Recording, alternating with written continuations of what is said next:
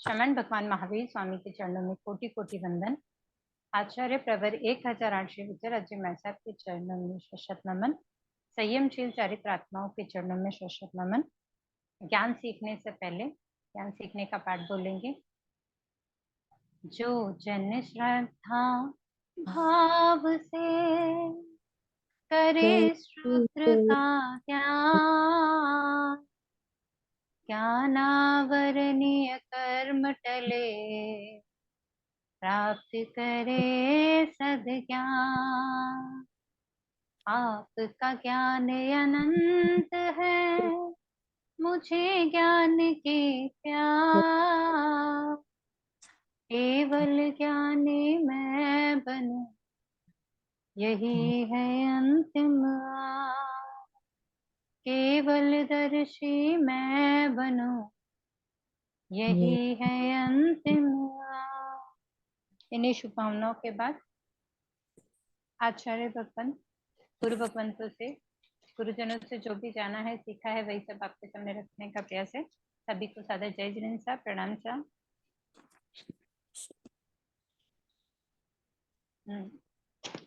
कल जितना पढ़ा था उसमें कोई डाउट है क्या?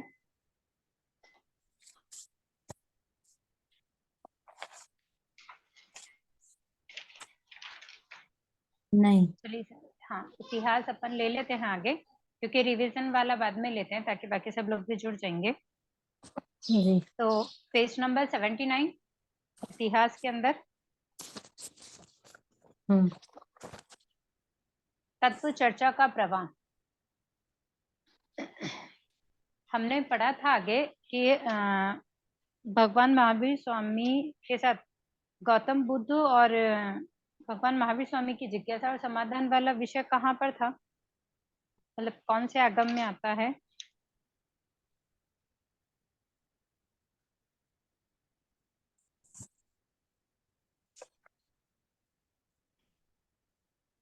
जो 10 श्रावक जो बताए गए हैं भगवान के, आनंद श्रावक के साथ में जो 9 और हैं, 10 श्रावकों की बात, मतलब उनकी जो स्टोरीज है वो कौन से सूत्र में आई है?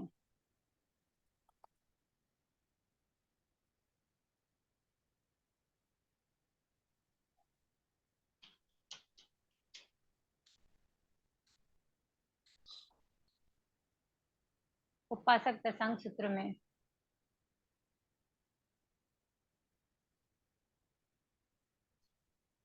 उपासक दशांग, और जी उपासक दशांग सूत्र में आई है वो। और ये तत्व चर्चा जो जयंती बाई और श्राविकाओं की जो तत्व चर्चा आती है वो कौन से आगम में है?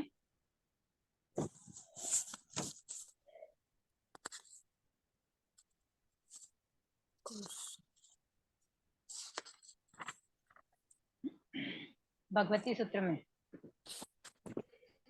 क्या करते हो सा, अभी कल ही पढ़ा था हमने। फर्स्ट क्वेश्चन क्या पूछा था? रामकृष्ण परमहंस की पत्नी का नाम क्या था? शारदा देवी। शारदा देवी। जी, तो मैंने 3 क्वेश्चन पूछे हैं आप लोगों से। भगवान के जो 10 श्रावक थे, आनंद श्रावक सहित जो प्रमुख 10 श्रावक थे, उनका वर्णन कौन से आगम में आया, मतलब उनकी जीवनचर्या कौन से आगम में आई है? तो उपासक दशांग सूत्र। उपासक दशांग में। और जयंती आदि जो श्राविकाएं हैं जिनकी जिज्ञासा और समाधान तत्व चर्चा जो है वो कहाँ पर आई है? भगवती सूत्र। भगवती सूत्र। जी। भगवान महावीर स्वामी का शासन कौन सा था? कौन सा शासन था?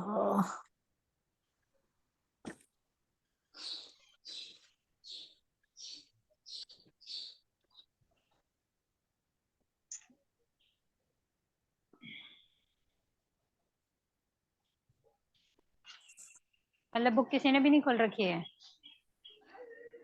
खोल रखी हूँ लेकिन ढूंढ रही हूँ कहाँ पे है।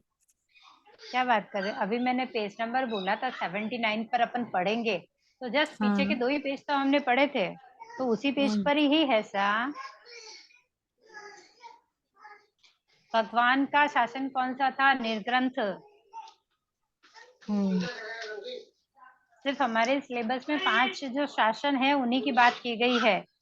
परिवाचक साख्य है, कैरिक में तापस का शासन है, आजीवक में मक्ली गोशालक का शासन है और शाक्य में बुद्ध का शासन है। प्लीज पीछे से अपने माइक म्यूट कर लीजिए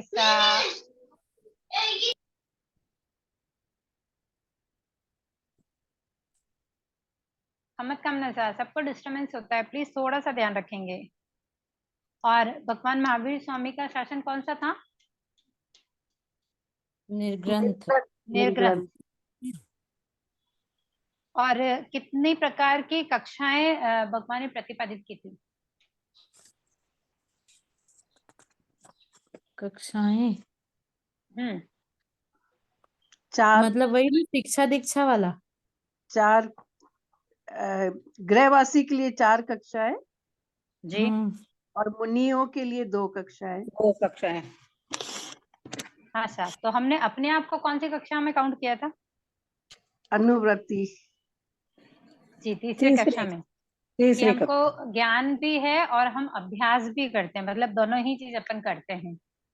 तो इसका मतलब हमें चौथी कक्षा की तरफ आगे बढ़ने के भाव रखने चाहिए। ओके सर, ये कल हमने पढ़ा था वो है। आज से हम आज अगला विषय पढ़ रहे हैं, तत्व चर्चा का प्रवाह। भगवान महावीर स्वामी का विषय ही चल रहा है, उसमें जो कुछ आया था वही चीज अपन देख रहे हैं।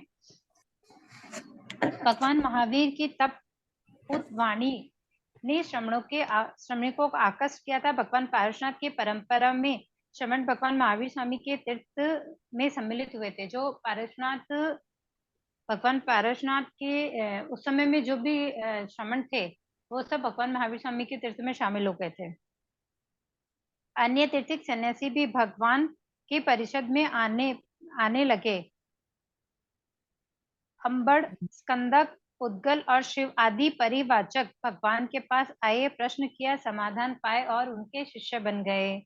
मतलब जो जैन धर्म को समझते थे, 5 महारत को समझते थे, नहीं समझते थे, उसके अलावा जो समझते थे नहीं, जो नहीं समझते उसके अलावा जिनकी शंका थी, जैसे हमने पढ़ा कि 11 गंधर्व थे, उनके मन में एक एक ही शंकाएं थी क्योंकि बहुत बहुत बड़े विद्वान थे, 11 के 11 ही। लेकिन जो एक एक शंकाएं थी उनका समाधान जब भगवान ने किया तो वो उनके चरणों में समर्पित हो गए थे। तो इस प्रकार जो और ज्ञानी थे, लेकिन जब भी किसी भी समस्या को लेकर भगवान के पास पहुंचे, जब उनको उसका आंसर मिला तो वो उनके शिष्य बन गए। कालुदाई आदि अन्य युद्धकों का प्रसंग भगवान के तत्वज्ञान और व्यापक चर्चाओं को प्रकाश डालते हैं। भगवान का तत्वज्ञान बहुत ही सूक्ष्म था। वे युग भी धर्म जिज्ञासियों से ही भरा हुआ था। आज के समय में ये चीज है क्या अपने पास?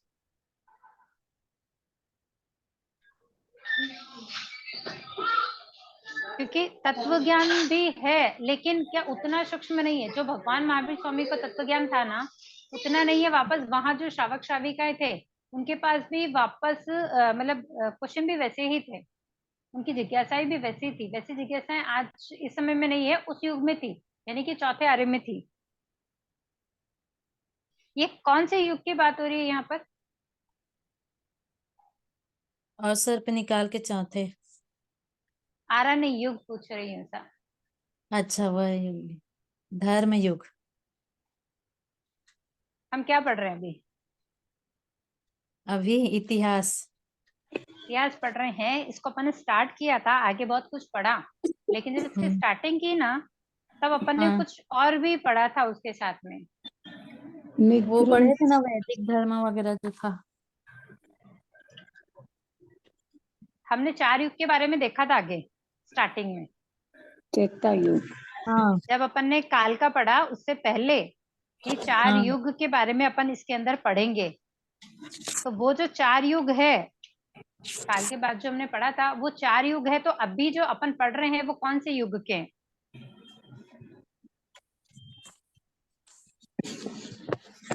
अभी हम किसके बारे में पढ़ रहे हैं? महावीर भगवान स्वामी। महावीर स्वामी के। कौन थे? निग्रंथ। पवित्र तीर्थंकर। तीर्थंकर थे, तो अभी कौन सा युग के बारे में अपन पढ़ रहे हैं? उन्हीं का तो, भगवान महावीर स्वामी का। हाँ, भगवान महावीर स्वामी का है, लेकिन इससे पहले भी तो अपन ने तीर्थंकर के बारे में ही पढ़ा था ना। हाँ, भगवान अरिष्टनेमी, भगवान पारसनाथ, आदिनाथ, इन सबके बारे में भी पढ़ा है ना अपन ने। संप्रदाय व क्रांति युग के बारे में है अभी का। नहीं था, ये तीर्थंकर वाला है ना, क्योंकि अपन तीर्थंकर के बारे में पढ़ रहे हैं। तो ये जो हम पढ़ रहे हैं वो तीर्थंकर युग चल रहा है अभी। अच्छा। देखिए सा, हमने 4 युग पढ़े थे। पहला तीर्थंकर युग था, उसके हाँ। बाद में केवली युग आएगा, उसके बाद में पूर्वधर युग आएगा, यानी कि जिनको पूर्वों का ज्ञान था वो आएगा। और उसके बाद में संप्रदाय आएगी, क्रांति का युग आएगा, कि कैसे धर्म में क्या क्या चीज विलुप्त हो गई है, किसके बाद क्या आया था, ये सब चीजें उसके बाद में आएगी।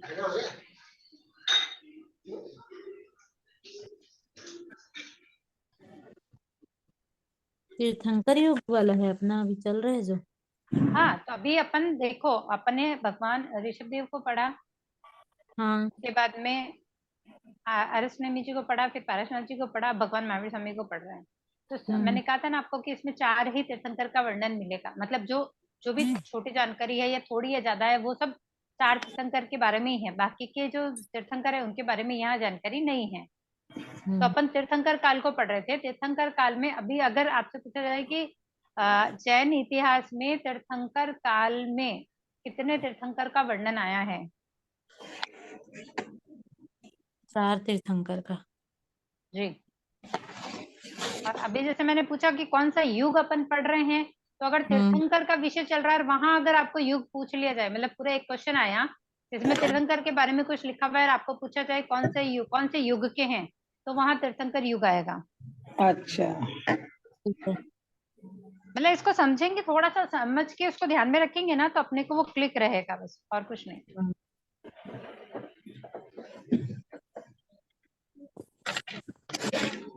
तो यहाँ पर जो भगवान को तत्व ज्ञान जो था ना, वो बहुत सूक्ष्म था। तो उस समय उस युग में जो जिज्ञासु थे, उस युग में जो श्रावक थे, वो भी बहुत ज्यादा जिज्ञासु थे और बहुत ऐसे ही क्वेश्चन करते थे।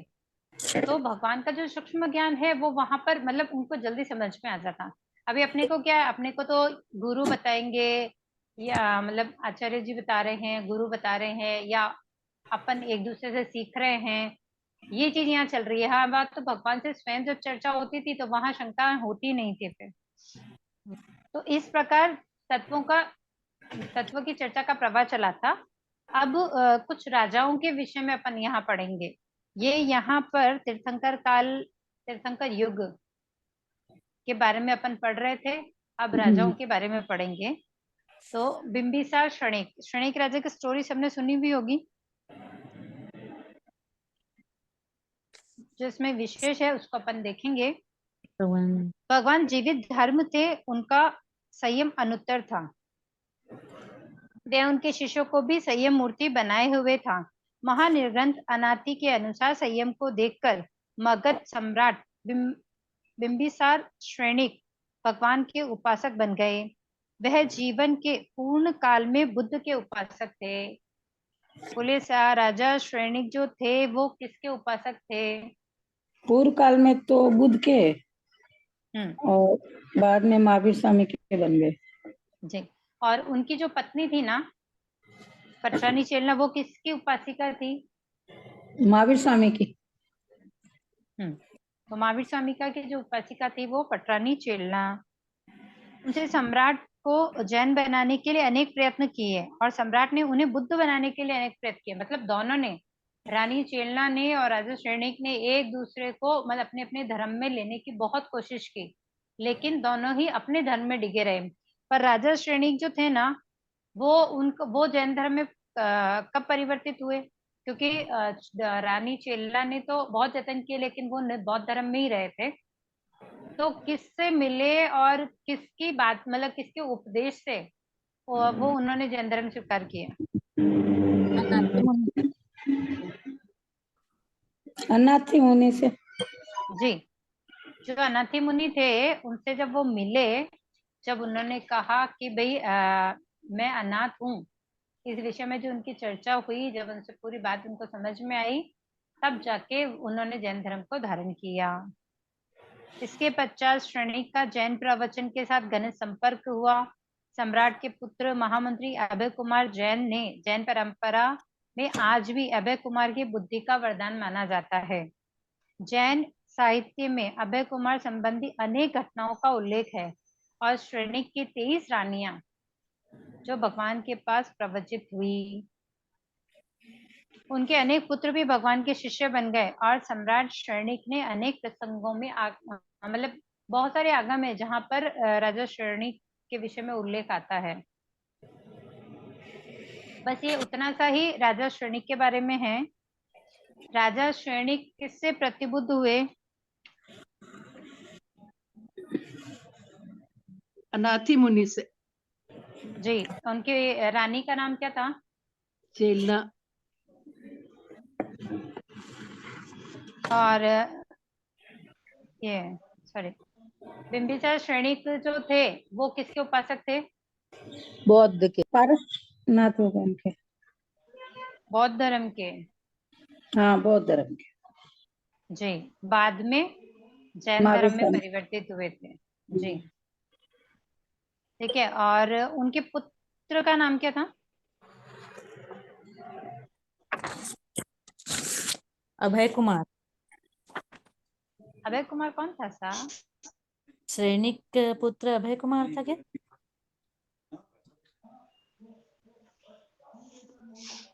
उनके महामंत्री का नाम क्या था? महामंत्री अभय कुमार था, सॉरी। जी, यहाँ नाम नहीं, नाम शो नहीं है सा, यहाँ उतना ही है कि सम्राट के पुत्र और अभय कुमार जो महामंत्री थे ना, अभय कुमार जो बुद्धि का वरदान था उनको, मतलब उनकी चर्चाएं भी जैन इतिहास में बहुत जगह मिलती है। और राजा श्रेणी की कितनी पत्नी, मतलब कितनी रानियां भगवान के पास प्रवचित हुई? 23 रानियां जी, और बहुत सारे पुत्र उनके जो भगवान के शिष्य बने। बन गए। कैसा? ये थी राजा श्रेणी की स्टोरी, बस मतलब उतना ही है उसमें। अब राजा चेटक। राजा चेटक कौन थे? आगे पढ़ा था हमने इसको। राजा चेटक कौन थे? ये महावीर स्वामी के मामा थे या नाना? जी, त्रिशला माता के भाई थे, भाई थे। भगवान महावीर स्वामी के मामा थे। और किसके अनुयायी थे ये? पार्शनाथ जी के थे। जी, क्योंकि हमने आगे पढ़ा था कि भगवान महावीर स्वामी के माता पिता पार्श्वनाथ भगवान के अनुयायी थे, तो ये पूरा परिवार ही उन्हीं का अनुयायी था। वैशाली 18 देशों के गणराज्य थे। नौम बल्ली और नौम विचली, ये 18 सदस्य नृप थे। उनमें प्रमुख महाराज चेटक थे। ये है कुल के थे। इनके पिता का नाम केक था और माता का नाम यशोमती था। त्रिशला इनकी बहन थी। इनका पूरा परिवार भगवान पार्श्वनाथ की परंपरा का अनुयायी था। महावीर के मामा थे। जैन श्रावकों में उनका प्रमुख स्थान है। वे 12 व्रती थे। उनके 7 कन्याएं थी। चेटक के जितने भी जमाते थे, मतलब जितने भी जमाई थे, 7 बेटियां थी उनके जितने भी जमाई थे ना, वो सब जैन धर्म को मानने वाले थे। बस एक राजा श्रेणिक बौद्ध धर्म को मानते थे, लेकिन बाद में वो भी जैनी बन गए थे। अपने दोहित कौणिक के साथ चेटक का भीषण संग्राम हुआ था। कौणिक कौन है? दोहिता। दोहिता। चेटक का दोहिता। चेटक का दोहिता, यानी कि क्या बोले ना, कौणिक के नाना का नाम चेटक। चेटक राजा चेटक। संग्राम भूमि में वे अपने व्रतों का पालन करते थे। मतलब जो उन्होंने 12 व्रत ले रखे थे उनका पालन, वो राजा थे ना, तब भी उन्होंने युद्ध भूमि थी वहां पर भी उन व्रतों का पालन किया। अनाक्रमणकारी पर प्रहार नहीं करेंगे। एक दिन में एक बार से अधिक शस्त्र का प्रयोग नहीं करेंगे। इतने गणराज्य में जैन धर्म में समुचित प्रसार हुआ था। मतलब वो ये थे कि उनके जो व्रत धारण किए हुए, एक बार में एक बार ही अस्त्र उठाऊंगा, और जिनके पास शस्त्र नहीं है उन पे आक्रमण नहीं करूंगा। मतलब इस तरह वो युद्ध करते थे।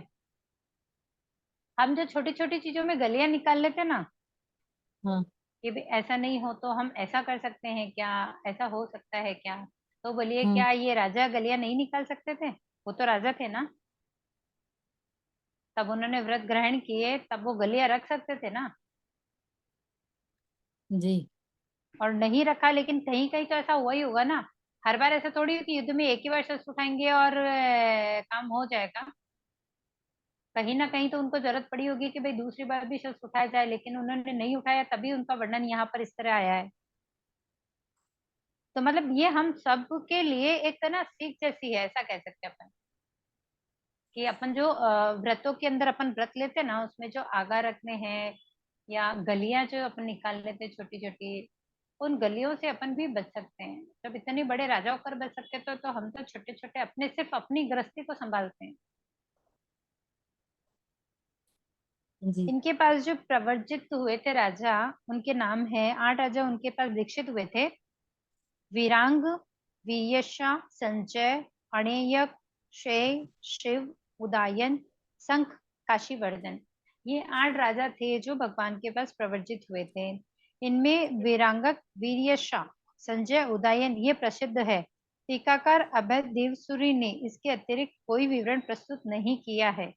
मतलब कि जो टीकाकार अभय देव सूर्य जी थे, उन्होंने ये जो 4 राजा है इनके वर्णन तो हमें आगम में मिलते हैं, लेकिन बाकी के नहीं मिलते हैं। अनेक शिक्षा नरेश प्रदेशी का संबंधी कोई राजा था। संघ अमलकता नगरी में का अधिपति था। शिव हस्तिनापुर का राजा था। उसे सोचा, मैं वैभव से संपन्न हूँ, यह मेरे पूर्वकृत शुभ कर्मों का फल है, मुझे वर्तमान में भी शुभ कर्म करने चाहिए। यह सोच राज्य पुत्र को सौंपा और स्वयं दीक्षा प्रोषित तापस बन गए। दो दो उपवास की तपस्याएं करते और पारने में पड़े, मतलब पेड़ से जो गिरे हुए फल हैं वो खा लेते। इस प्रकार की चर्या करते हुए उन्हें विभंग ज्ञान, क्योंकि तब तो वो कर ही रहे थे, लेकिन तब करके के साथ क्या था उनका,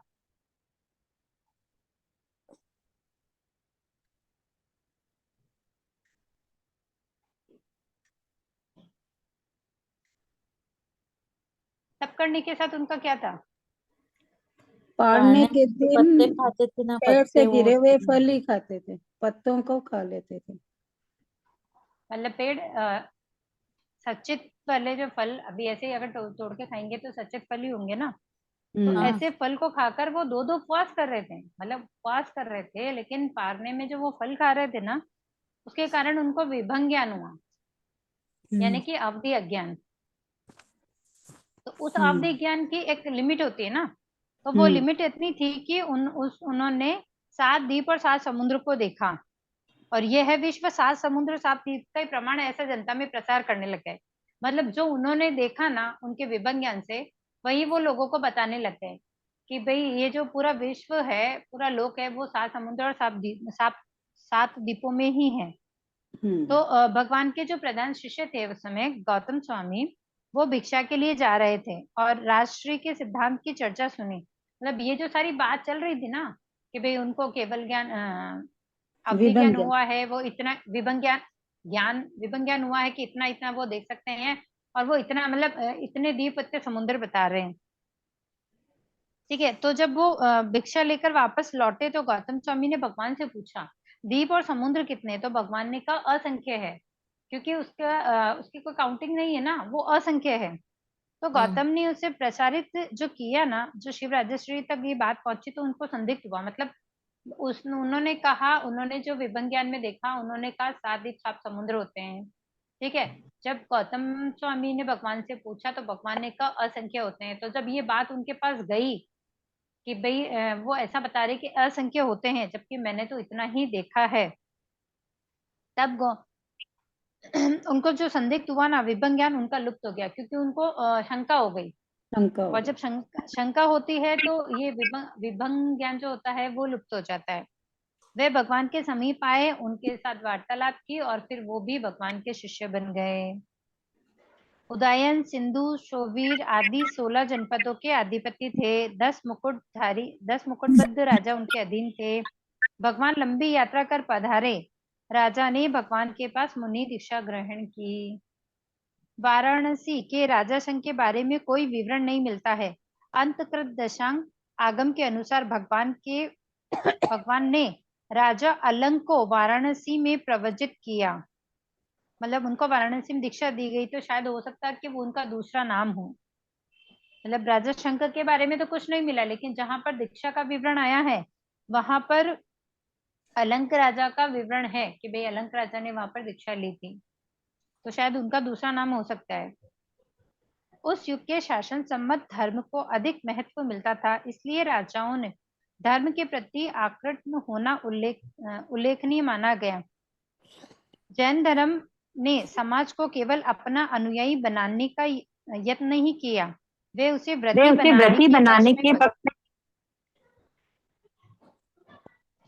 जय जिनेंद्र,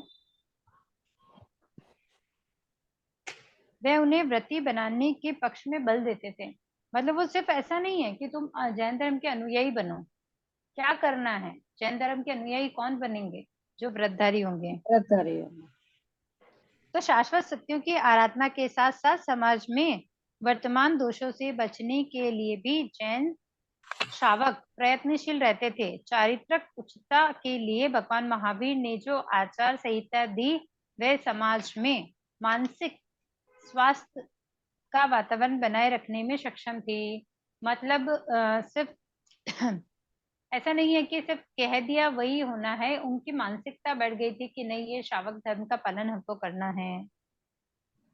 तो भगवान महावीर स्वामी का जन्म, दीक्षा, केवल ज्ञान, निर्वाण, माता पिता, भाई भाभी, बहन भांजा, काका पुत्री जमाई, पत्नी पुत्री जमाई, ये सब इंडेक्स अपने को दिया है। आप सब इसको अच्छे से देखेंगे, याद कर। और जी, और यहाँ हालांकि ये सब याद ही ऐसा, मतलब नया कुछ नहीं है उसमें, सब हम बचपन से ये चीज तो अपन, ये वाली स्टोरी जो अपन ने चारों पढ़ी है, इसकी जानकारी तो अपने को है ही है। तो थोड़ा सा ध्यान करेंगे, क्योंकि एग्जाम देने जाएंगे तो क्वेश्चंस आएंगे, तो फिर ध्यान में रहेगा तो अच्छा है। तो यहाँ पर तीर्थंकर युग की समाप्ति हो गई। केवल युग पढ़ने से पहले आप पेज नंबर 86 निकालेंगे।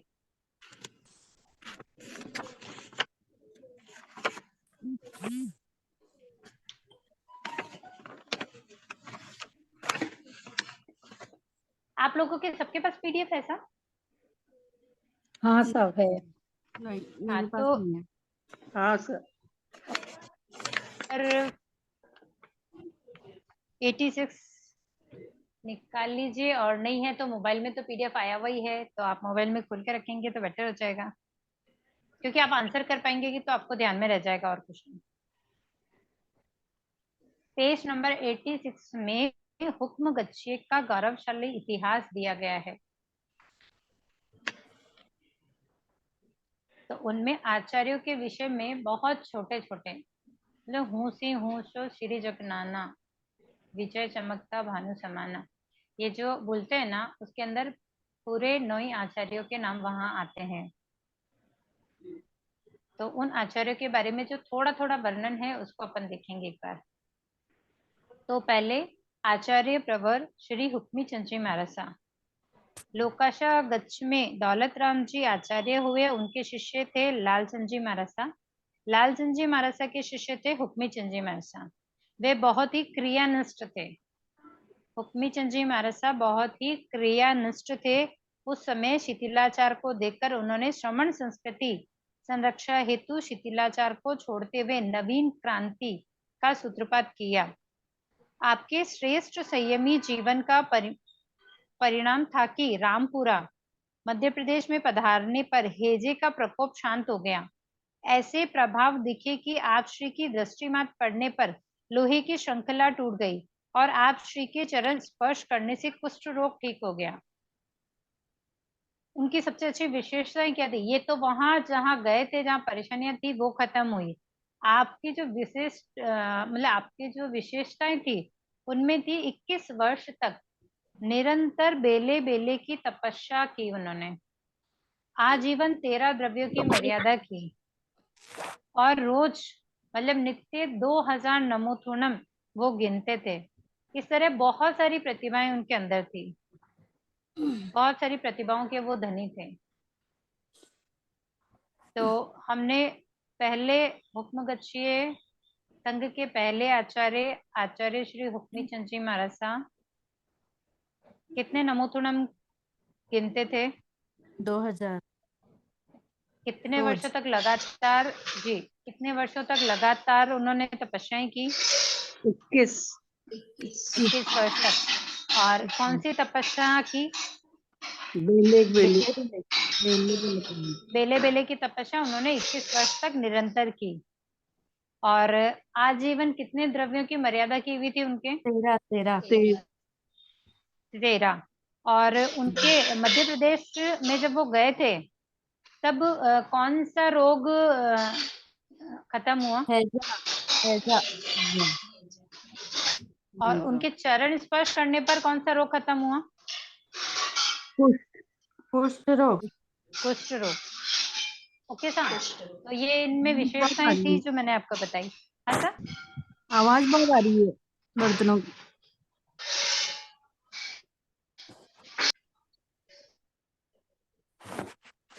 जी चलिए थी। जी अभी ठीक है। ओके, नेक्स्ट था, पहला था हुक्मी चंद जी महाराज साहब, दूसरे हैं शिवराज जी महाराज साहब। आचार्य प्रवर 1008 शिवलाल जी महाराज साहब इस पाठ की परंपरा के दूसरे महान आचार्य हुए हैं। आप श्री के ज्ञान व क्रिया की प्रखरता के धनी थे। आप श्री 33 वर्षों तक अखंड रूप से एकांतर तप की आराधना कर तप रूपी अग्नि में कर्म मल को भस्म कर स्व कल्याण का पथ प्रशस्त किया। कितने वर्षों तक अखंड एकांतर तप की आराधना की? 33 वर्षों तक। 33 वर्षों तक। 30 वर्ष। आप 33 जी आप श्री की कवित्व शक्ति भी अनूठी थी। आप श्री 16 वर्ष में ही आचार्य पद पर आसीन हो गए और आप श्री के सिमुच्च संसार स्वरूप को समझकर अनेक आत्माएं विरक्त होकर सर्वोत्व भावेन समर्पित हुई। मतलब उनको दीक्षा दी और 16 वर्ष की उम्र में। जी 16 वर्ष की उम्र में ही वो आचार्य बने। नहीं, 16 वर्ष तक आचार्य पद पर आसीन थे। सॉरी सर, इच्छा में दुकड़ा। 16 वर्ष तक उन्होंने आचार्य की पदवी को संभाला।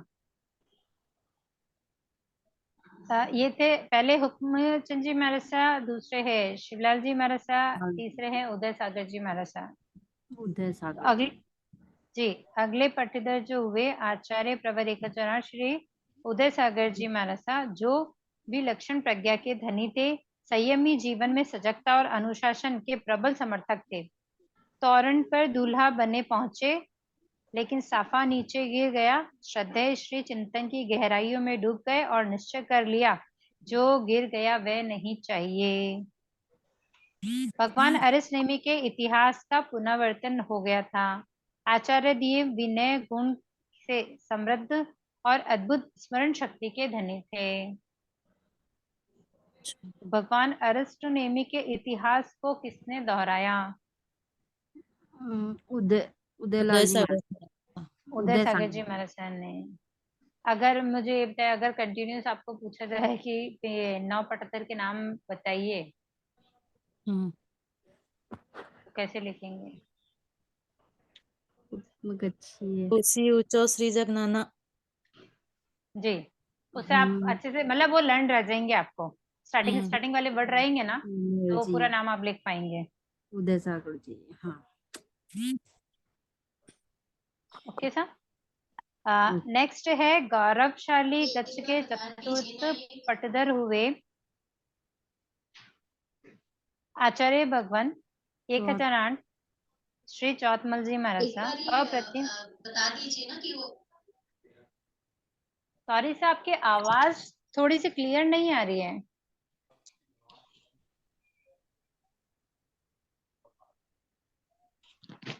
वापस बोलेंगे आप एक बार? ये 9 नाम कैसे याद रखने हैं, वो एक बार आप लिखवा दीजिए। जी वो मैं भेज ये देती हूँ आपको। 9 आचार्य जी के नाम कैसे याद रखने हैं, वो लिखवा दीजिए। मैं आपको ग्रुप में भेज देती हूँ सा, ऐसा बोल रही हूँ, लिख के भेज देती हूँ आपको।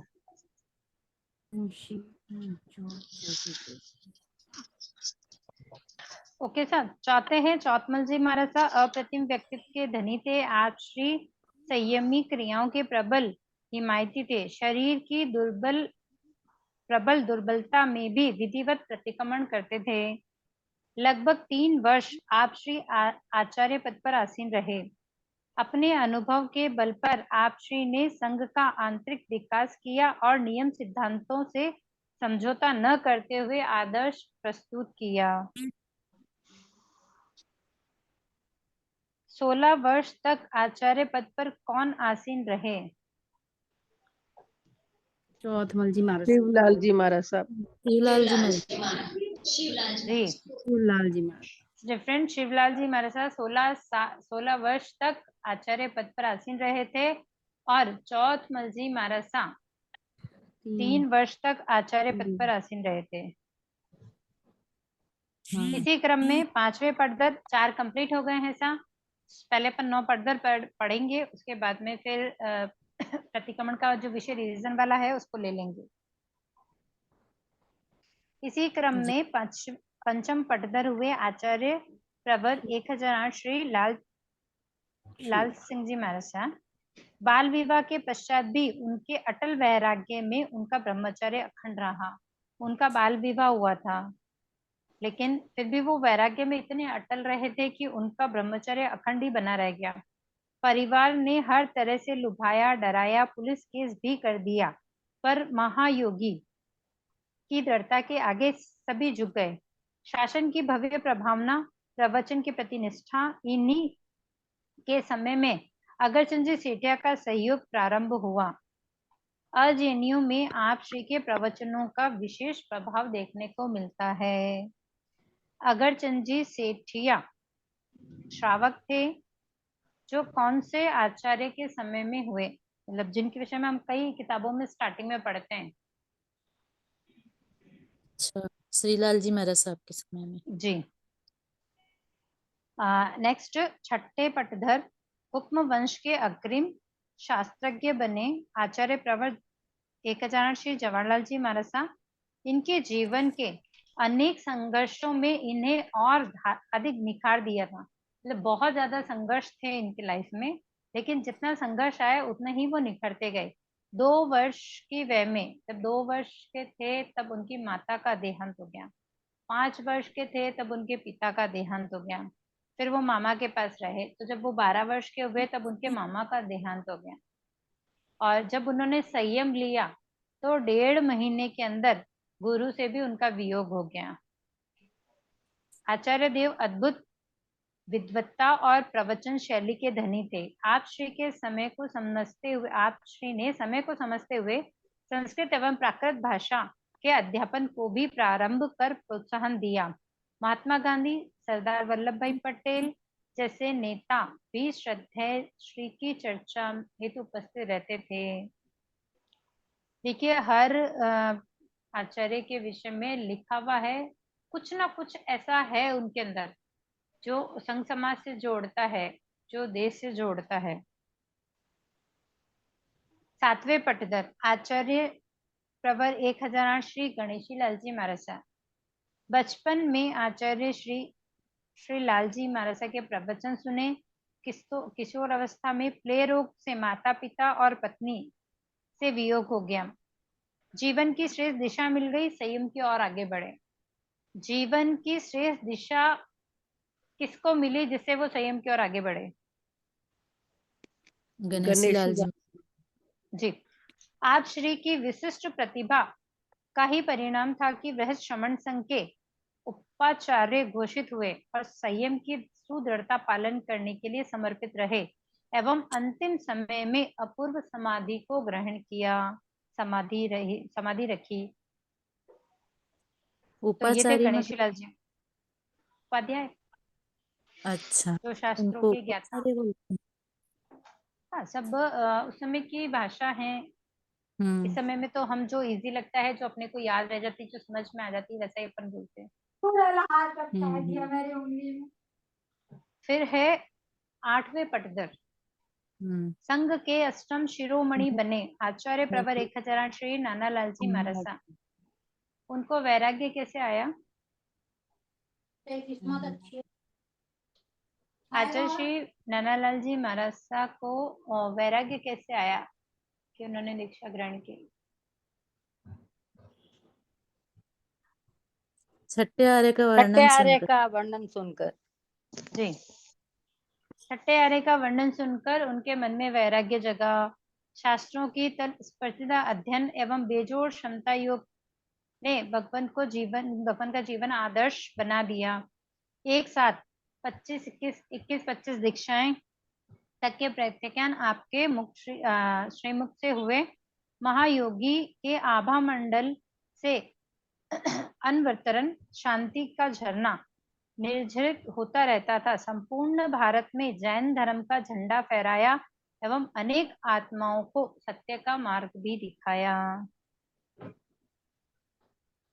एंड नेक्स्ट 90 पटदर, जिनके बारे में तो हम साक्षात ही समझते हैं, जानते हैं, हमने सुना भी है, देखा भी है। इस क्लास में कितने लोग हैं ऐसे जिन्होंने अब तक एक बार भी आचार्य श्री को नहीं देखा?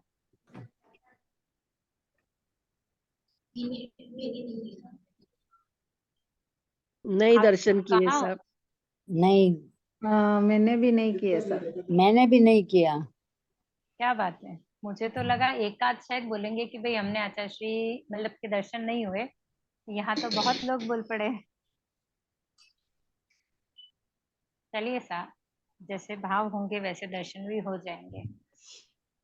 हाँ सर। गुरु भगवंत हैं, अच्छी चीजें जहाँ से ले ली जाए वहां से मिल जाती है, तो भाव अच्छे रखेंगे तो दर्शन भी हो जाएंगे। हाँ, बिल्कुल डेफिनेटली अगर एक बार दर्शन होंगे तो फिर भाव हमेशा रहेंगे कि दर्शन, मतलब क्या बोलते हैं ना, एक जागृति जरूर आ जाएगी अंतर मन में दर्शन के प्रति कि नहीं हमें दर्शन करने जाना है। अभी कहाँ पर है जी?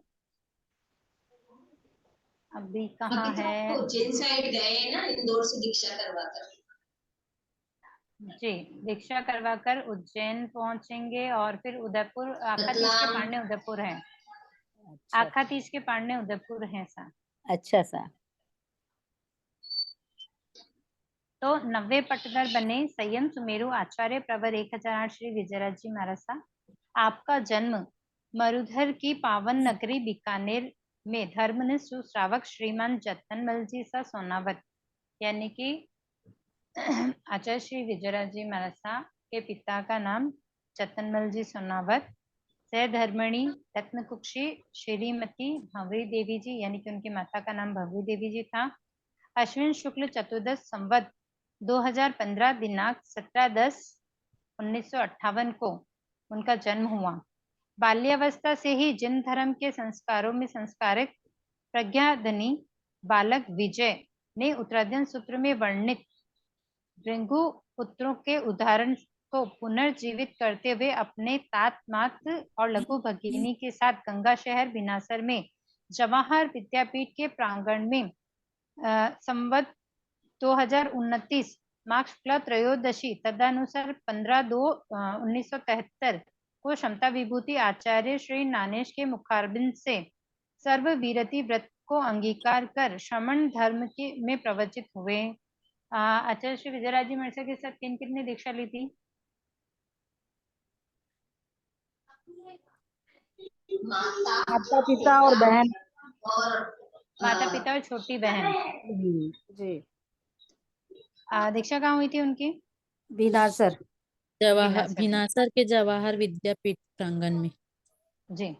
चित्तौड़गढ़ के दुर्ग में विजय स्तंभ की छांव में फतेह प्रकाश महल के प्रांगण में संवत 2054 माघ शुक्ला पूर्णिमा के दिन 31/1/1999 को चतुर्वेद संघ के साक्षी से हजारों जन में की उपस्थिति में महास्तवित श्रमण श्रेष्ठ शांति मुनि जी महाराज ने आप श्री को तरुणाचार्य पद पर प्रतिष्ठित कर शांत क्रांत संघ के अनुशासता की बागडोर आप श्री के समक्ष हाथों में प्रदान की। दिनांक 27 अक्टूबर 1999 तदनुसार कार्तिक कृष्ण तृतीया को 2055 की अजमेर में आचार्य पद पर आरूढ़ हुए। ऐसे इस युग की निर्मल एवं उज्जवल विभूति है परम पूज्य आचार्य विजयराज जी महाराज। इनके ओजस्वी तेजस्वी यशस्वी मनस्वी जीवन एक एवं दिव्य मुखमंडल के एक बार दर्शन करते ही नर नारी अपलक निहारते ही रह जाते हैं। जो स्वयं निर्मोही हैं मगर जहां भी पधारते हैं वहां आपके दर्शन कर नर नारी गहराइयों तक आप पर मोहित श्रद्धान्वित एवं अनुरक्त हो जाते हैं। अष्ट संपदाओं के धनी आचार्य भगवान श्री विजयराज जी महाराज के नेतृत्व में संघ निरंतर प्रगति करता हुआ चारित्र निर्माण के पथ पर गतिशील हैं। इस प्रकार नौ पटधर के बारे में हुक्म गच्छिए। जो संघ है उनके 9 पटधर है जिनके बारे में आज हमने पढ़ा है। तो आप लोग प्लीज एक बार रीड करेंगे। असेसमेंट आउट जैसा कुछ नहीं है, छोटी छोटी जानकारियां हैं जो हमें होनी चाहिए बस, क्योंकि एग्जाम देंगे तो उतनी जानकारी अपने को चाहिए ही होती है। तो ये यहाँ पर मैंने पीछे से लिया क्योंकि उसको इतिहास को एक साथ लेते हुए लग रहा था थोड़ा चेंज हो जाए। कौन सा युग कंप्लीट हो गया? तीर्थंकर युग। तीर्थंकर युग जी, अब है केवली युग। तो केवली युग के अंदर कितने केवलियों को अपन पढ़ते हैं, मतलब जिनका वर्णन अपने को आगमों में मिल जाता है? 3। जी, गौतम स्वामी, सुधर्मा स्वामी और जम्बू स्वामी का। जी। तो अब हम तीनों के बारे में पढ़ेंगे। भगवान महावीर के निर्वाणोत्तर काल के आरंभ के कुछ काल में केवली युग कहलाता था। मतलब तीर्थंकर काल, जब तीर्थंकर निर्वाण हो गए थे उसके बाद में सिर्फ केवली युग बचा था। तो केवली युग जो था उसके केवल ज्ञान में 3 प्रमुख व्यक्तियों का वर्णन इस तरह अपने को सुनने को मिलता है। पहला है गणधर गौतम, गणधर सुधर्मा और जम्बू स्वामी। गणधर गौतम, इनका मूल नाम इंद्रभूति था। ये गोबर ग्रामवासी गौतम गोत्रीय ब्राह्मण के पुत्र थे। वैदिक ज्ञान के प्रखर पंडित थे। 50 वर्ष की अवस्था में प्रवचित हुए। भगवान महावीर स्वामी के प्रथम गणधर बने। 11 गणधरों में महत्व की दृष्टि से वे सर्वोपरि थे क्योंकि वो पहले गणधर थे, इसलिए 30 वर्ष तक ये भगवान के साथ छद्मत अवस्था में ग्रामानुग्राम विहार करते हुए धर्म का प्रचार करते रहे। जिस समय भगवान महावीर का निर्वाण हुआ उस समय वे प्रतिबोध देने के लिए दूसरे गांव गए हुए थे। निर्माण की सूचना मिली, शोक के विहल हो, शोक में डूब गए। मतलब वो इतने सालों से भगवान के पास ही रहे, लेकिन जब भगवान का निर्वाण होना था, जब भगवान का निर्वाण हुआ तब वो किसी और गांव में जाकर वहां उपदेश दे रहे थे। लेकिन जैसे उनको पता लगा ना कि भगवान का निर्वाण हो गया तो उनको बहुत दुख हुआ। दुख कैसा था उनको कि मैं इतने समय से भगवान के पास था लेकिन ना उस समय नहीं हुआ, मैं उनसे दूर हो गया। अपन रहते ना, अपन नहीं कहते जनरल में अपन क्या कहते हैं कि यार देखो वो बेटा रोज साथ में रहता है, अभी कहीं बाहर निकला और पीछे माँ बाप की डेथ हो गई, यही कहते ना हम। तो वैसा यहाँ जब हुआ तब उनको वो चीज विचार में आई कि मैं था जब नहीं हुए और क्यों मुझे अपने आप से दूर करके और ना भगवान केवल ज्ञानी हुए, मिच्छामि दुक्कडम निर्वाण को प्राप्त हुए। तो ऐसे अंदर डूबते डूबते डूबते जब उनकी चिंतन की धारा मुड़ी, जब उन्होंने चिंतन किया, चिंतन की धारा मुड़ी कि जो आया है वो जाएगा, मैं किस पर आसक्त हो रहा हूँ, किस पर मोहित हो रहा हूँ, जब उनकी धाराएं मुड़ी तब उनको भी केवल ज्ञान की प्राप्ति हुई। यानी कि भगवान का निर्वाण हुआ और फिर गौतम स्वामी को केवल ज्ञान प्राप्त हुआ। उस समय उनकी अवस्था, जब उनको केवल ज्ञान हुआ तब उनकी अवस्था 80 वर्ष की थी। यानी कि उन्होंने दीक्षा कौन सी आयु में ली थी? 50 वर्ष की आयु में। ठीक है, और भगवान के साथ वो कितने वर्ष तक रहे? 30 वर्ष 30 तक। वर्ष तक। 30 वर्ष तक।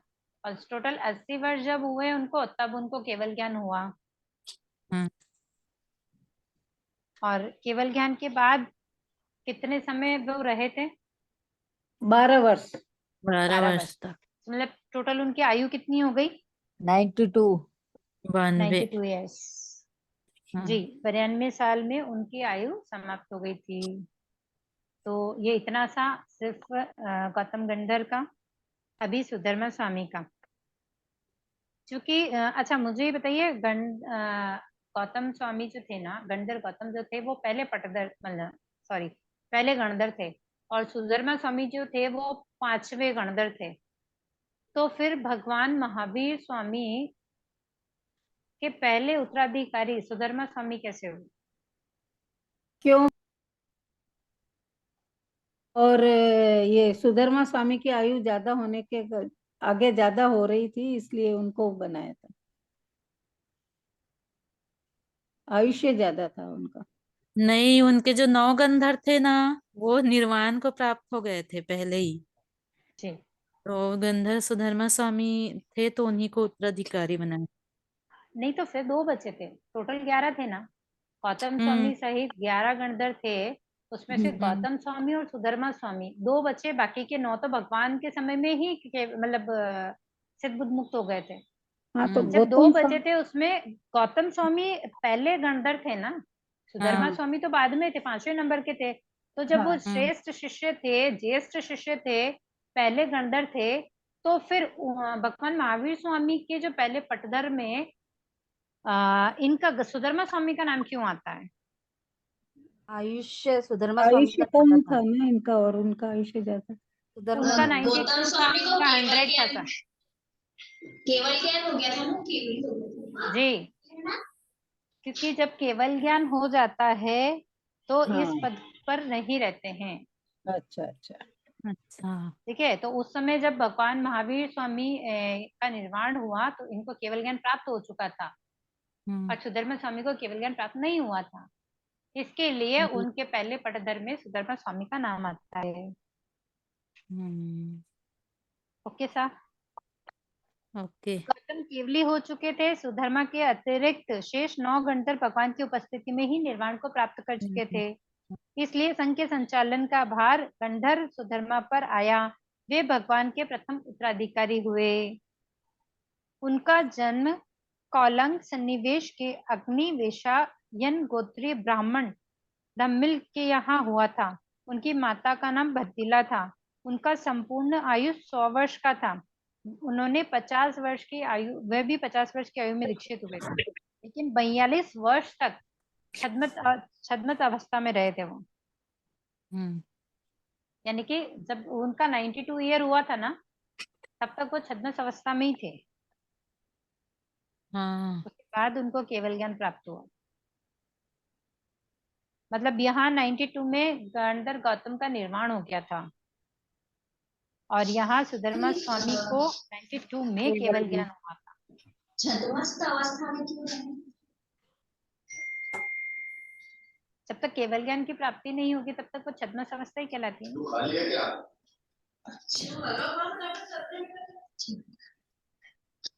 8 वर्ष तक केवली की अवस्था में रहे, और उसके बाद में 1 मास का अनशन करके वे निर्माण 20 में निर्वाण को प्राप्त हुए।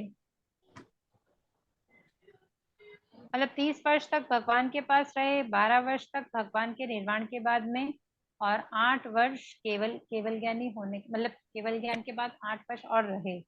टोटल मिलाकर उनकी आयुष्य 100 साल की हो गई। तो ये थे सुधर्मा स्वामी। अभी जम्बू कुमार। जम्बू कुमार में जम्बू कुमार कौन थे?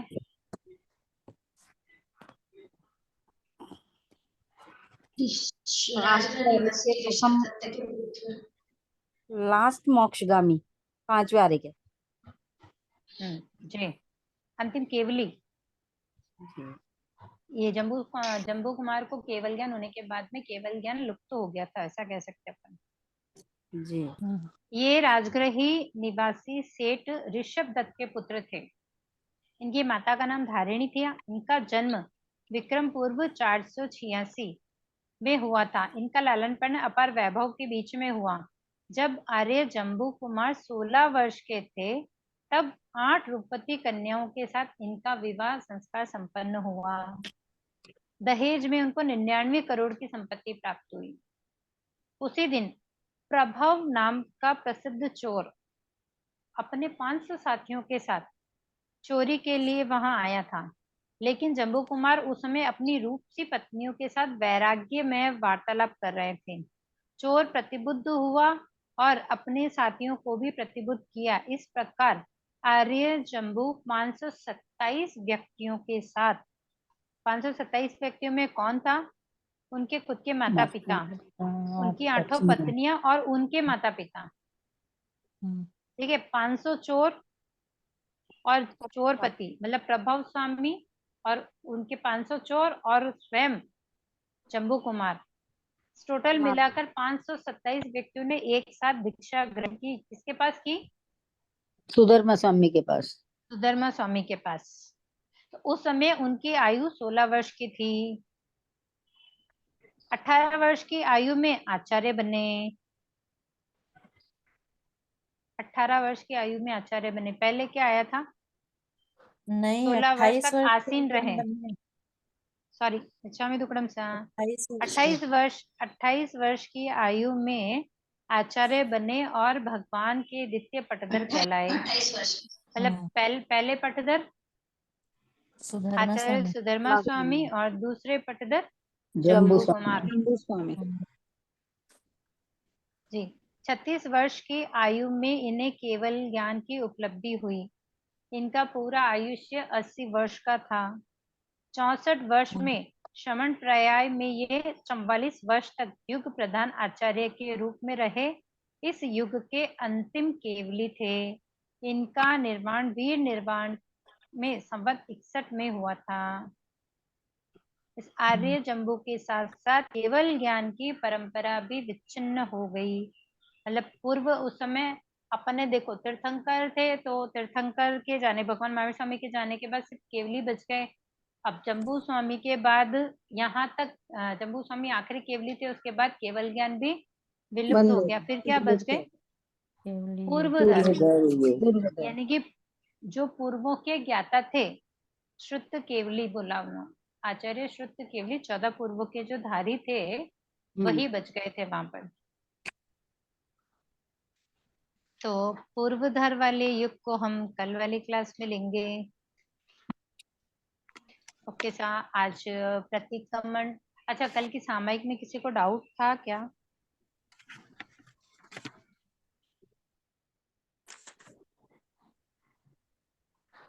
कल हमने सामायिक सूत्र कंप्लीट की थी, उसके अंदर किसी को कोई डाउट है क्या? नहीं है। ठीक है, तो पीछे एक रिवीजन के लिए क्वेश्चन पूछ रही हूँ। करेमी भंते के दूसरे नाम बताइए। प्रतिज्ञा सूत्र। प्रतिज्ञा। और दो समाहिक नाम के बताने ताले हैं। का पाठ भी बोलते हैं। हाँ, में ताले का पाठ। सामायिक लेने का सूत्र। Okay. और ISN के दो नाम बताइए। किसका? ISN सामायिक समापन सूत्र। सामायिक पाने का ताला खोलने की कुंजी। ताला खोलने की कुंजी। सामायिक की चाबी का पाठ बोलेंगे साहब। ओके। विराधनाएं कितने प्रकार की होती हैं? 10 14 प्रकार। 10 प्रकार की। 10 प्रकार के। 14 जिन्होंने बोले वो बताएंगे 14 कौन सी होती है।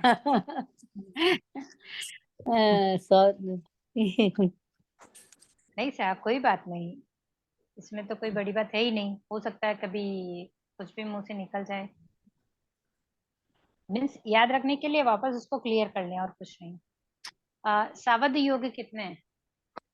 18 18 सावधि, कौन कौन से 18 अठारह? पाप जो होते हैं। 18 पाप। जी, डन। सामायिक सूत्र रेडी है।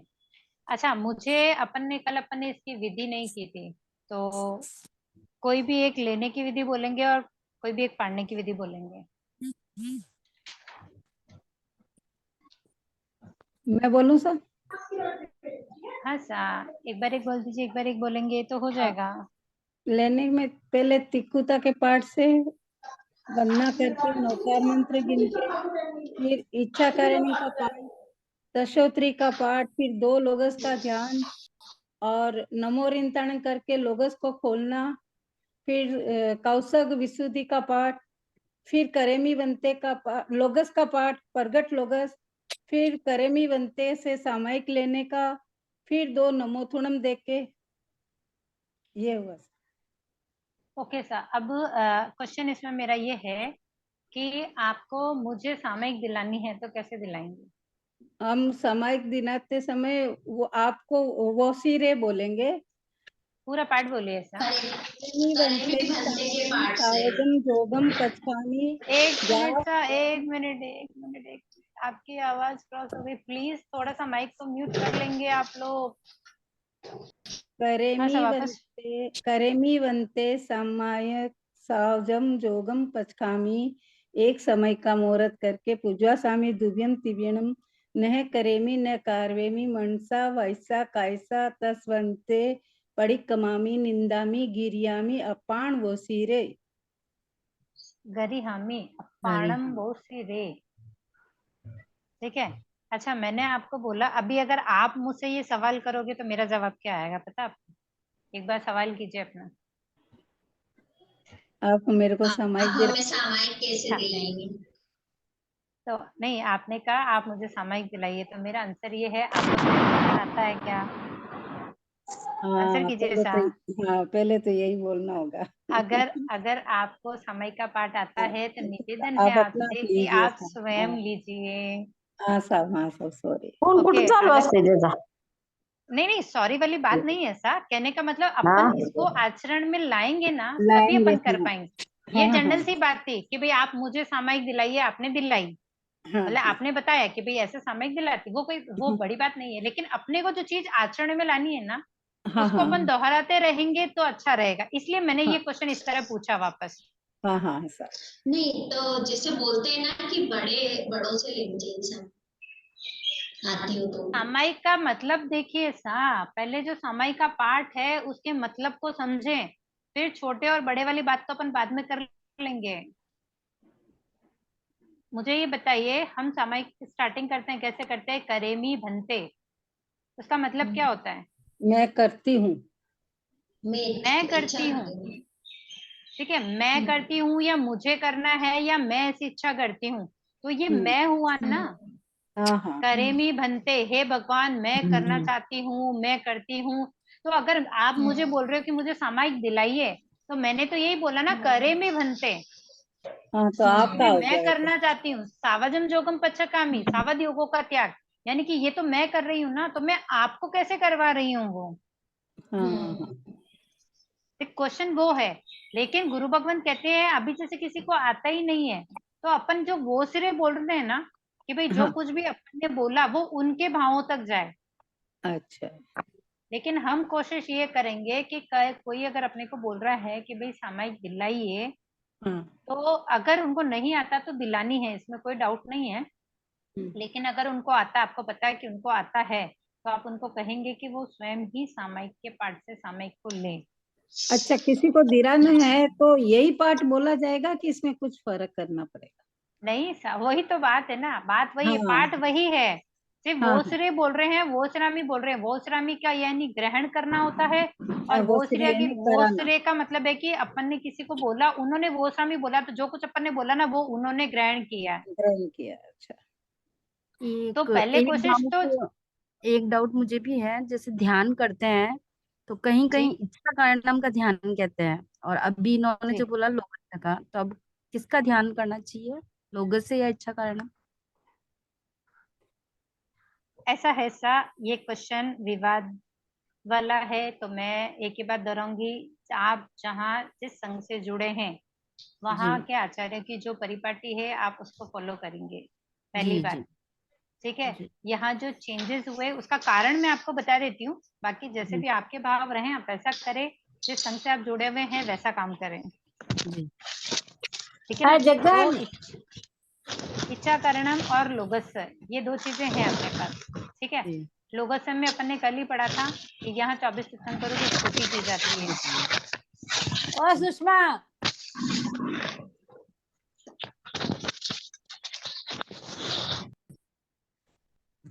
ठीक है। और इच्छा जी करण में क्या किया जाता है पहले ये बताइए। गमनागमने की आलोचना, मतलब आने जाने से जो क्रिया हुई उसकी। ओके।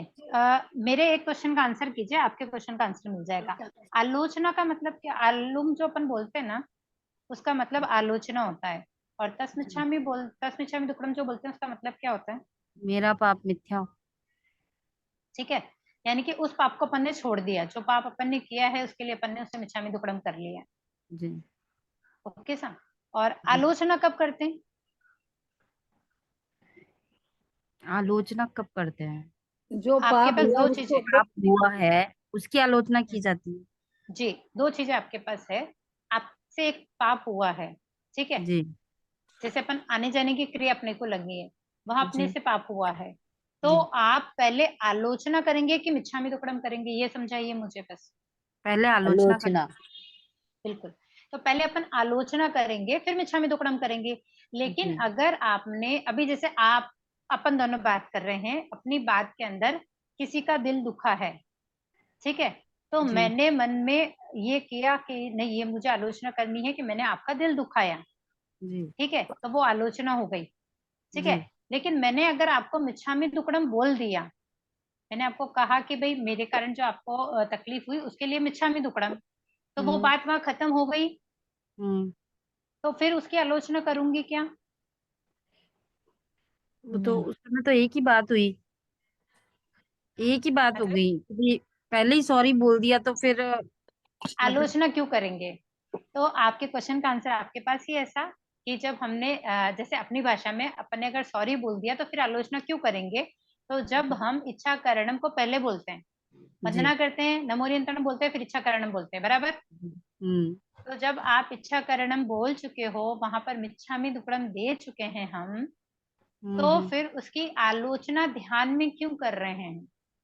ओके ठीक ठीक है। है। मतलब देखो, जो परिपाटी में जो जिसके साथ है वो वैसा करें, जी जी उसके लिए मैं कुछ नहीं बोल रही हूँ, लेकिन इसका जो कारण था ना कि अपन ऐसा क्यों कर रहे हैं, ये ऐसा क्यों आया है, सिर्फ वो कारण हम्म मैंने आपको बताया है। बाकी जो आप लोगों को उचित लगे वो करें। ठीक सा, धन्यवाद। Okay sir. तो सामयिक सूत्र में किसी को डाउट? कंप्लीट हो गई है सामयिक सूत्र? जी ठीक है। हम प्रतिक्रमण जो उठाते हैं उसमें कौन सा पार्ट बोलते हैं? करे में हम इच्छा बनते मैडम। इच्छा इच्छा में मैडम बनते बनते इच्छा मैडम जी, बनते छामिड़म भंते के पाठ से प्रतिक्रमण करने की आज्ञा ली जाती क्या है। देते हैं। Okay sir. उसमें क्या चीज है जिसकी आज्ञा, मतलब अपन स्टार्टिंग में उससे आगे लेते हैं? सिर्फ देखिए, मैं जो क्वेश्चन पूछ रही हूँ सिर्फ आपको उस पाठ के भावों को समझना है और मुझे समझाना है। जो इच्छामिडम बनते का पाठ है उसके अंदर क्या चीज बताई गई है कि उसी के कारण अपन उसको है ना प्रतिक्रमण की आज्ञा लेने के लिए सबसे पहले उस पाठ को अपन बोलते हैं। ज्ञान अपने दर्शन किए हुए चरित्र पापों की आलोचना, दिवस पापों की आलोचना करने संबंधी के लिए। दिवस संबंधी जो भी हमारे अत्याचार हुए हैं उसके लिए मैं आलोचना करने के लिए आज्ञा मांग रही हूँ। ज्ञान दर्शन चारित्र ज्ञान दर्शन चरित्र जी, मतलब पूरा सारांश यहाँ आ रहा है। तो ज्ञान दर्शन चारित्र में, ज्ञान दर्शन चारित्र तब जो है उसमें जो आलोचना हुई, जो अत्याचार अपने से लगे हैं उनका प्रतिक्रमण करने की आज्ञा यहाँ ली जाती है, उसकी आलोचना की जाती है। Okay sir. इच्छामी ठामी का दूसरा नाम क्या है?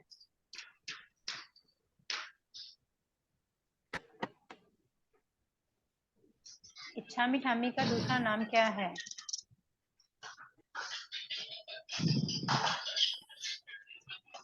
क्या बात है।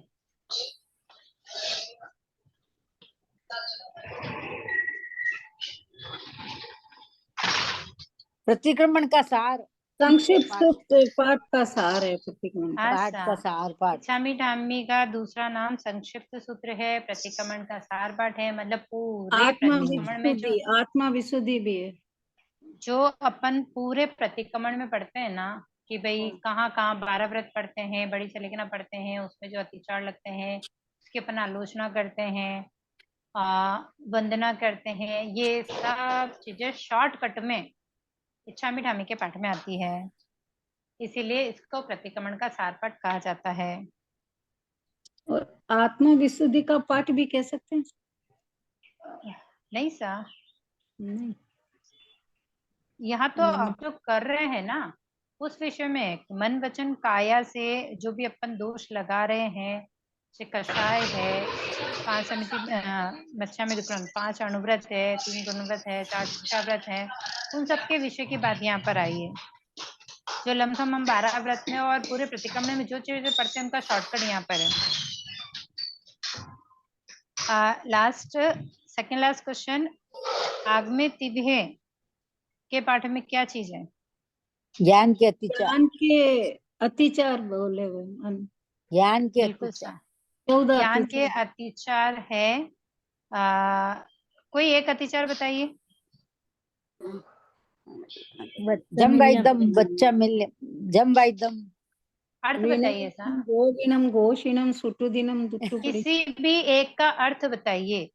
अर्थ जम बता। बाई दम, आगे पीछे का हो। विनय का शब्द में वर्ड बोलिए सा, वर्ड बोल के अर्थ विनय बताइए। नील खरम ओके। का मतलब है शॉर्टकट करके बोलने का। अच्छा छोड़ दिया।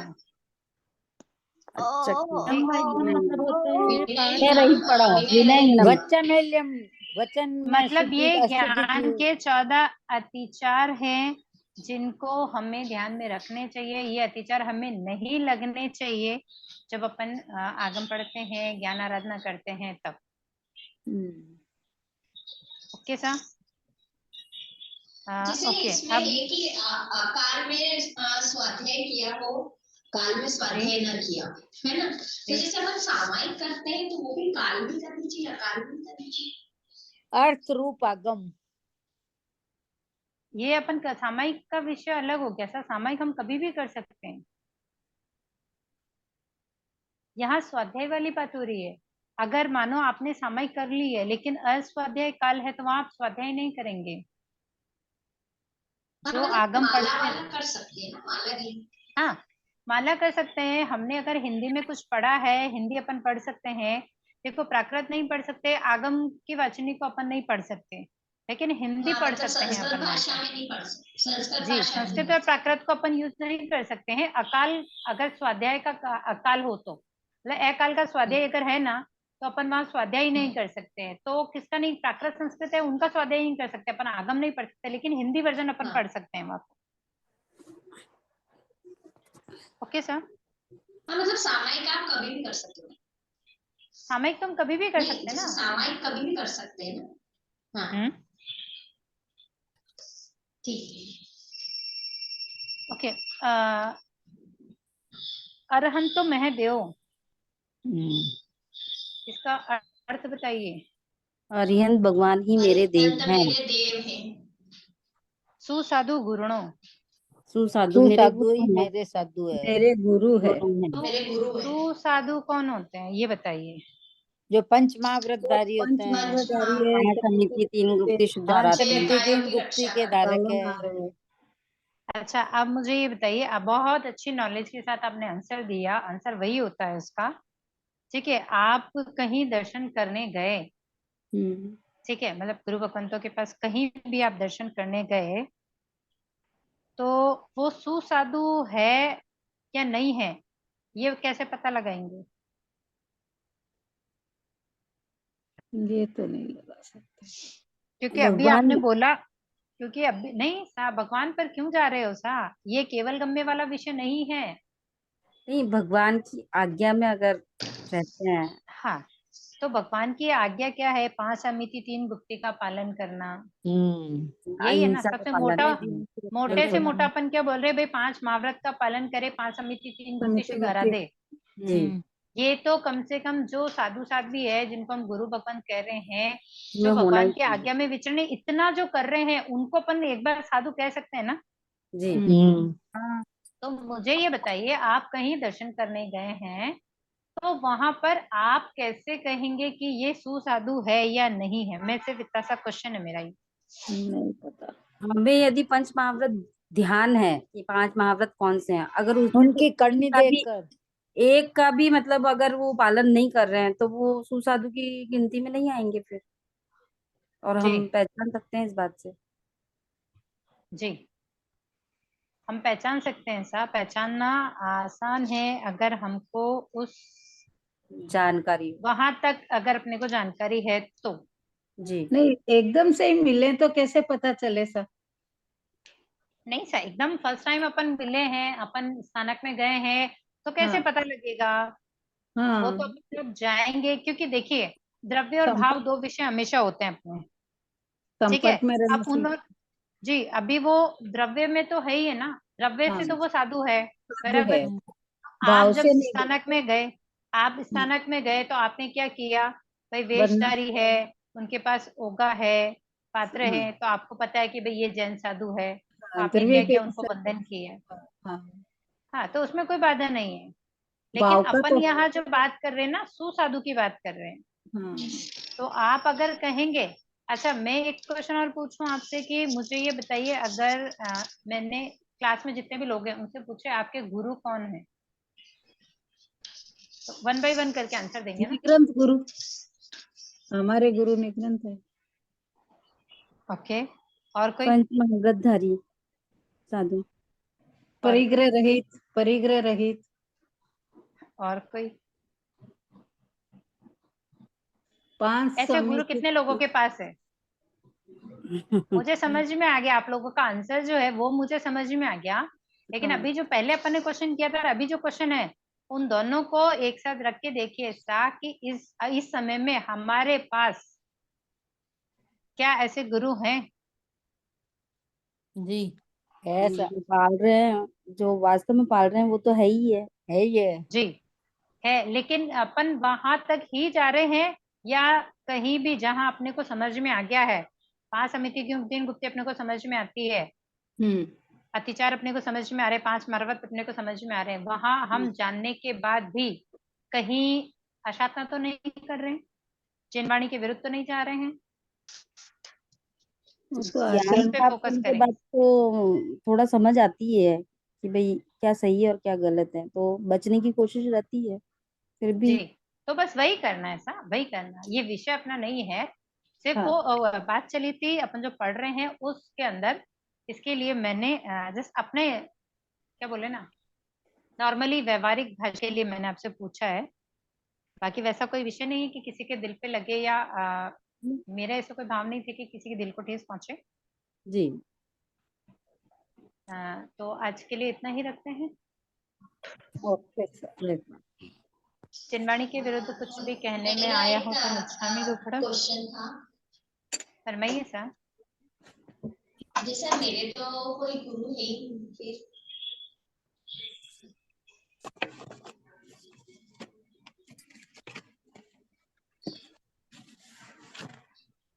बोलिए सर। मैं, अच्छा आवाज नहीं आ रही क्या आपको? एक्चुअल में आपकी आवाज शायद बहुत गूंज रही है, तो एक प्रॉपर आवाज जो चाहिए वो आवाज नहीं मिल रही है। अच्छा, एक मिनट।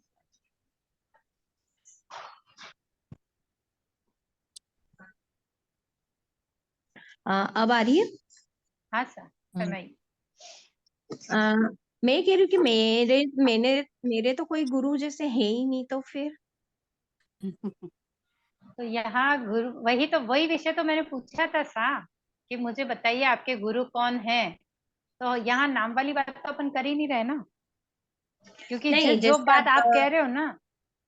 जी फरमाइए सर। जैसे अब यहाँ तो जैसे मैंने देखा है कि स्थानक में जैसे अलग अलग को गुरु बनाते हैं ना।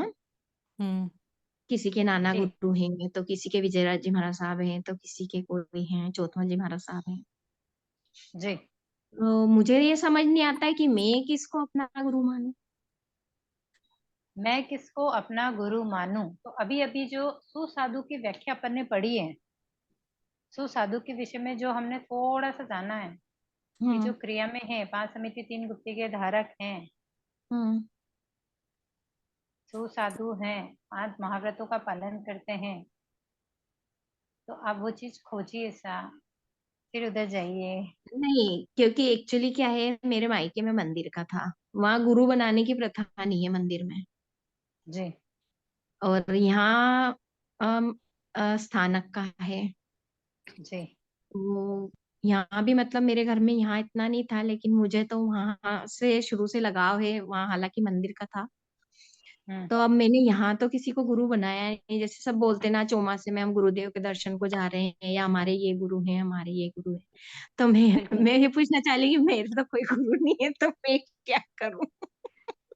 गुरु एक होती है, सेवा अनेक होती है सा। तो आप सुसाधु जहाँ भी दिखे वहां आप सेवा का भाव रखें, दर्शन के भाव रखें। हाँ, वो तो रखते ही हैं। बिल्कुल। वो तो और रखते बाकी हैं।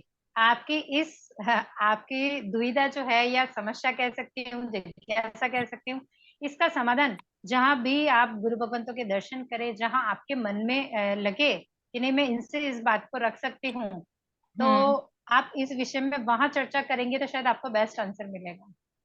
अच्छा अच्छा, हाँ, क्योंकि क्योंकि ये ये सवाल मेरे मन में कब से चल रहा था जी कि भाई सब कहते ना, भाई हमारे तो ये महाराज साहब है, हम चौमासे में वहां दर्शन करने जा रहे हैं, हमारे ये गुरुदेव है, हमारे ये गुरुदेव है। मैंने कहा अपने जी तो ऐसे कोई है ही नहीं, अपन किसको बनाए।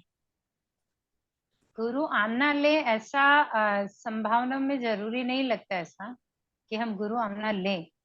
गुरु अच्छा, एक होते हैं, सेवाएं तो अनेक होती है ना। अभी आप सोचिए, अब जैसे आपने बोला कि जहाँ आप कहाँ रहते हैं अभी। मैं वैसे कोटा में रहती हूँ, और जहाँ वहाँ स्थानक है ना, तो जो भी महाराज साहब का चौमासा होता है तो वहीं हाँ, जाती हूँ फिर। मतलब डिफरेंट डिफरेंट होता है ना वहाँ पे, एक ही हाँ, संघ से चातुर्मास नहीं नहीं होता नहीं है। नहीं। हर बार नए नए संत आते हैं, हाँ तिथियां आती है, नए नए मतलब हर संघ की बारी से आता है, हाँ बराबर। हाँ। तो आप सोचिए, अगर आप गुरु आमना में बंद जाते हैं, जैसे कि हम्म। नहीं, हाँ अभी जैसे नहीं विषय नहीं है वो एक, लेकिन जैसे अपन सुनते हैं ना कि बहुत कट्टरवादिता है वहां पे कि भाई वो उनके है, हाँ उनके श्रावक है तो वहीं जाएंगे और कहीं नहीं जाएंगे। तो हम तो आप हाँ मानिए बिल्कुल खुले हैं।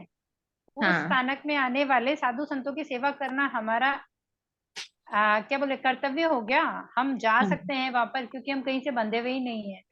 बस हाँ मेरा वही है कि बस उस स्थानक में जो भी महाराज साहब का चौमासा होता है, मैं वहां जाती हूँ, भले कोई से भी उसके तो हों। हाँ, तो बाधा बाधा ही नहीं है ऐसा। ये तो वैसे भी कहावत है, अगर आप गुरु आमना ले भी लेंगे तो क्या आप बाकी साधु संतों के दर्शन छोड़ देंगे? बाकी नहीं आपको ऐसा छोड़ते, सहयोग मिलेगा उसको छोड़ देंगे क्या?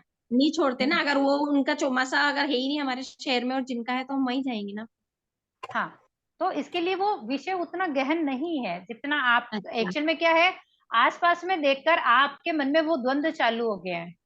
हाँ, बस वो सबसे सुनती हूँ ना, हमारे तो ये गुरुदेव है, हमारे हाँ, ये गुरुदेव बस। तो हमारी श्रद्धा वहां हो जहां से हमें ज्ञान मिले, अपने जीवन में आचरण का बहुत अच्छा तरीका मिले है। कि अपन हाँ। एक चीज भी कर रहे हैं ना। देखिए, हम्म। गुरु सबके हैं, होंगे नहीं पता मुझे, लेकिन जैसे अब मैं मेरी बात कहूं, मैं ये कह दूं कि नहीं गुरु हैं, ठीक है। जिन गुरु हम्म। से मुझे ज्ञान मिला, जिनके कारण आज मैं आपसे जुड़ी, ठीक है, वो हम्म। विषय अलग हो गया। ससुराल में हम्म। जिनको मानते हैं वो विषय अलग है, अलग है। ठीक है। ससुराल में जो मानते हैं क्रिया के कारण, मैं उधर जाना ही अच्छा नहीं लगता मुझे, हम्म। ठीक है। लेकिन आज मैं जहाँ हूँ, जो कर रही हूँ, जो ज्ञान ध्यान कर रही हूँ, वो मैं जिस संघ से जुड़ना तो क्या है, लेकिन जो गुरु भगवंतों का आशीर्वाद मेरे पे है और हम्म। उनके कण जो है, तो वो मेरी जो श्रद्धा है वो वहां पर है कि हाँ। नहीं, मुझे जो ज्ञान करने का मौका मिला, ज्ञान सीखने का मौका मिला है, या आज हम्म। मुझे बोलने का जो अवसर भगवंतों ने दिया है, उस चीज के हाँ लिए मैं उन मतलब उनका उपकार है मेरे ऊपर। हाँ तो ये जरूरी है कि भाई मैं गुरु आमना लूं तो ही उनका उपकार मानूं, या ऐसा नहीं हम्म। कह सकते कि ससुराल में आने के बाद, अपन ससुराल में आने के बाद पीरियड छोड़ते हैं क्या? नहीं। नहीं। तो बस, अभी जैसे बचपन से देखिए, क्या होता है, अपन बचपन में जहाँ रहते हैं, जहाँ से अपन बहुत कुछ सीखते हैं, अपना जीवन वहीं से शुरू होता है, जीवन में आचरण वहां से शुरू होता है, ठीक है। कहीं होता है, कहीं नहीं होता है, लेकिन जनरल सी बात बता रही हूँ, ठीक है। अब जैसे आप मंदिर के थे, स्थानक में आए, तो मंदिर की प्रक्रिया अलग है, स्थानक की अलग है। अब आपको स्थानक का अच्छा लगता है तो आपको लगता है कि नहीं यार स्थानक जाऊं, ऐसा करूं वैसा करूं, वो सब आपको अच्छा लगता है, हाँ, तो वो आप शुरू उस में प्रक्रिया की मेरा तरफ बढ़े। शुरू में मन नहीं जी लगता था, लेकिन अब तो मुझे प्रतिक्रमण भी याद हो गया, स्थानक का सब कुछ याद हो गया। जी। अब आपका मन लगता है वहां पर, मन लगने के साथ हाँ आपको हमेशा ना धर्म क्रिया में बहने को अच्छा लगता है। कोई भी साधु हाँ। संत आए, किसी भी संत के आए, आपको उससे फर्क नहीं पड़ता। आपको सिर्फ उससे हम्म। पड़ता है कि मैं जाऊं और कुछ सीखूं, और मुझे हाँ कुछ नया मिले जिसे मैं अपने जीवन में उतारूं। तो अपना हाँ टारगेट वही रहना चाहिए, क्योंकि अपने को हाँ अपनी आत्मा का कल्याण करना है। हाँ अपन किसी एक चीज में जाकर ऐसी जगह नहीं फंसे कि वहां से अपन निकल ही नहीं पाए, या ऐसा कह दो कि जो सेवा का अवसर अपने हाथ में आए वो अवसर अपने हाथ से चला जाए। हाँ। वही मैं, तो क्या है, ये जहाँ, सालों, अभी से नहीं, कई सालों से मेरे दिमाग में ये बात चल रही थी। जी, अभी अभी बहुत कुछ समय बहुत। पहले हमने भी गुरु जी का मतलब सानिध्य मिला वहां पर। उन्होंने इस बात को बहुत अच्छे से बताई कि हम जैसे नाम हम्म लेकर एक फिक्स हो जाते हैं ना, अभी जैसे मैं कहूँ कि भाई जैसे विजयराज जी मैं ऐसा मानती हूँ, तो वो हम्म फिक्स जैसा हो गया है। लेकिन हम्म अगर सोचिए अपनी क्रिया है नहीं है, वो सब विषय ही अलग हो जाते हैं, ठीक है। हम्म अपन ने किसी से गुरु हमने ले ली है, अपन ने गुरु बना लिया, उस समय बहुत अच्छी क्रिया रही होगी, अपन समझते होंगे नहीं समझते होंगे। अब अपन समझ रहे हैं, इस समय में अपने को पता है कि क्रिया क्या है क्या नहीं है। और उस हम्म। विषय में अब अगर इस समय जिसको अपन ने गुरु माना है, वहां अगर वैसे क्रिया नहीं हो, तो अब आप क्या करेंगे ये बताइए। वहां भी आप एक फिर मन सुसाधु इतना ढूंढेंगे। हाँ? नहीं, मन कम लगता है ना फिर वो। मन कम लगता है, तो जहाँ अपना मन ही कम लगे, तो फिर अपनी आत्मा का घात तो वहां होना ही है सा। मन कब कम हम्म लगेगा मुझे ये बताइए। अभी आप गए, अब आपको पता है 5 समिति 3 गुप्ती है 5 महाव्रत है, 2 चीज अपन मोटिव में देख रहे हैं, ठीक है। हाँ इन दोनों चीजों को अपन गए, वहां अपने को नहीं लगा, ठीक है। अपने मन में क्या विचार आएगा बताओ, थोड़ा सा द्वेष आ ही जाएगा ना वहां पर। क्या हाँ। है हमारा सा है, स्वभाव क्रिया में आ ही ही नहीं जाता है, है। या वैसा नहीं कर रहे हैं, अपने भाव आए कि नहीं आए। तो वहां आते सबसे पहले नुकसान किसका हुआ ये बताइए। अपना ही हुआ ना। स्वयं का। अपनी आत्मा का अपन कल्याण करने के लिए वहां जा रहे हैं। हाँ। अगर अपने मन में राग द्वेष वाली सिचुएशन किसी भी कंडीशन में आती हो, कोई साधु कर्म संत तो आ रहे वही अपने को जान रहे हैं, और अपन कह नहीं नहीं ये तो मेरे को जानते हैं, जाएंगे हम घंटे 2 2 घंटे बैठ जाते हैं बात कर लेते हैं, ठीक है। वहां अपना राग प्रशस्त हो जाता है, ठीक है। हम्म लेकिन उस राग के अंदर हम बहुत कुछ कर भी जाते हैं। जिस तरह हम द्वेष के अंदर घृणा कर लेते हैं, किसी का दोष निकाल देते हैं, किसी की निंदा कर देते हैं, वैसे राग में भी वैसा ही हो जाता है। हाँ, इसके लिए अगर टारगेट वन टारगेट रखना है अपने को, जहां भी सुसाधुओं का अवसर मिले बस वहां पर वहीं पे। अपने को उस क्रिया को देखना है, उसको आचरण में कैसे उतारे उस चीज पे विचार करना है।